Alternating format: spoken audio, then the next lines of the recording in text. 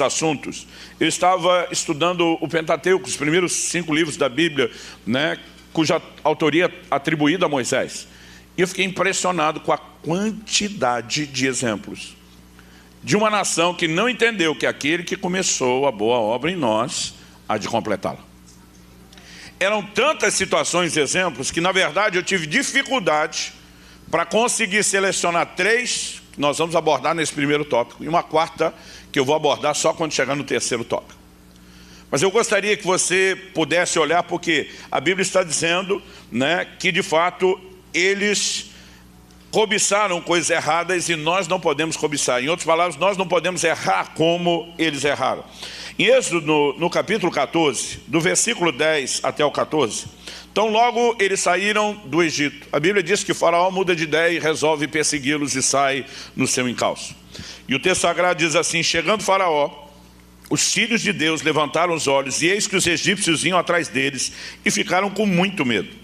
Então os filhos de Israel clamaram ao Senhor. Disseram a Moisés: será que foi por não haver sepulturas no Egito que você nos tirou de lá para que morramos nesse deserto? O que foi que você fez conosco, tirando-nos do Egito? Não foi isso que dissemos a você no Egito: deixe-nos em paz para que sirvamos os egípcios, pois teria sido melhor para nós servir os egípcios do que morrer no deserto. Qual é a queixa deles? Já entendemos que você e Deus estavam mancomunados para arrancar a gente do Egito só para morrer no deserto. Gente, depois de tudo que Deus fez. Eu fico pensando como alguém chega à conclusão de que Deus queria se livrar do povo. Devia ter matado no Egito então. Mas de alguma forma eles estão olhando para aquilo tudo, né, e dizendo: não podia ter deixado a gente morrer no Egito, tinha que tirar para fazer a gente morrer no deserto. A gente sabe o que você e Deus queriam era matar a gente aqui. A resposta de Moisés: Moisés, porém, respondeu ao povo: não tenham medo, fiquem firmes e vejam o livramento que o Senhor lhes fará no dia de hoje, porque vocês nunca mais verão esses egípcios que hoje estão vendo. O Senhor lutará por vocês, fiquem calmos. Por que Moisés está calmo e tentando tranquilizar os outros? Porque ele sabe que aquele que começou a boa obra vai terminá-la. Gente, a Bíblia diz que Deus os tirou do Egito com mão forte, com braço estendido, com sinais, prodígios e milagres. Não faz sentido ele fazer isso tudo para depois abandoná-los no deserto. E porque Moisés conhecia Deus, ele está dizendo: não, o que vocês estão imaginando não faz sentido. Ele começou, ele vai continuar agindo. Ele diz que quem tinha que estar com medo eram os egípcios, vocês é que tinham que estar seguros, confiantes nessa altura. Bom, você conhece a história. Sabe como Deus abre o mar vermelho? Não apenas para que eles escapem. Porque a verdade é que Deus não abriu uma mera rota de fuga. O que Deus criou foi uma isca. Ele atrai os egípcios a persegui-los, e quando os israelitas saem, o mar vermelho se fecha.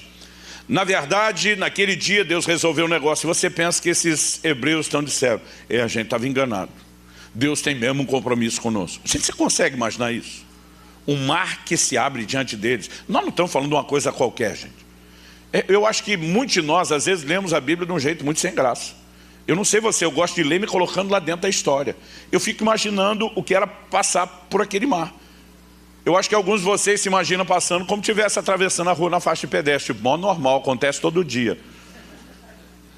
Eu imagino que para me conter e não pagar o mico, no mínimo estaria assim. Uou! E aliás, se fosse hoje, uma selfie para eternizar o momento. Com certeza.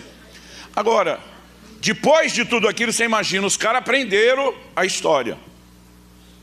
Aprenderam a lição.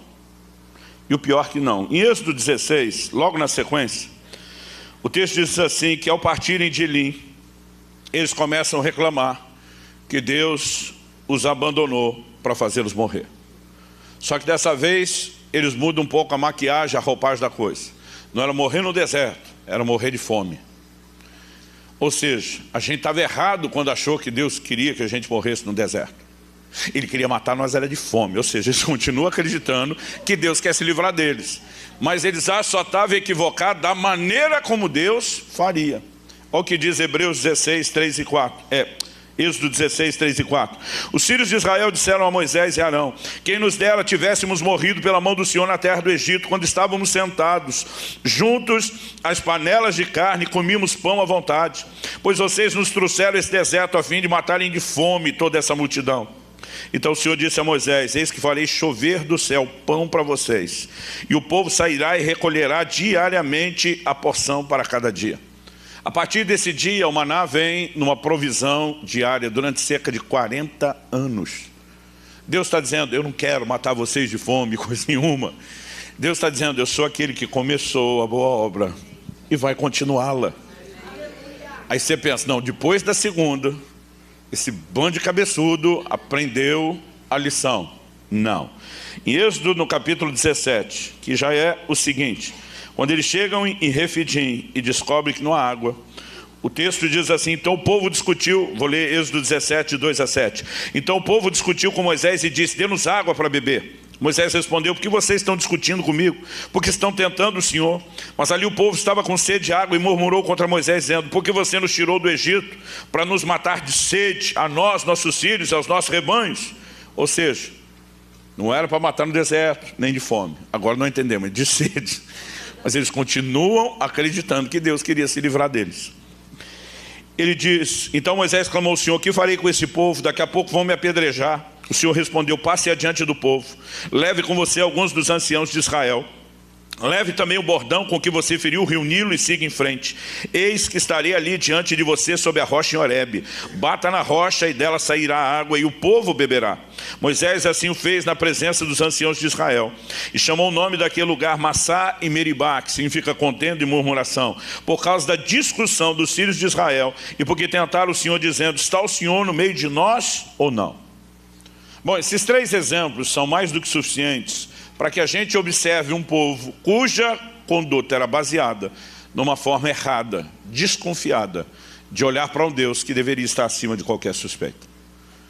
Eles deveriam simplesmente ter a consciência: aquele que começou vai continuar, mas o tempo todo eles estão esperando, né, de alguma forma, acreditando de forma errada, que serão sabotados, que serão abandonados, que serão esquecidos, que serão deixados para trás. A partir desses exemplos que estão na Escritura, para que eu e você possamos aprender com eles, ou seja, Deus não quer que a gente repita o erro que eles repetiram, eu quero destacar o que nós vamos chamar aqui da parte de Deus e a nossa. Só a declaração: aquele que começou vai terminar, pode sugerir para alguns, né, que esse é um ato unilateral da parte de Deus e que ele vai fazer tudo sozinho, mas isso não é verdade. Inúmeros textos bíblicos nos mostram, na verdade, que há tanto a parte de Deus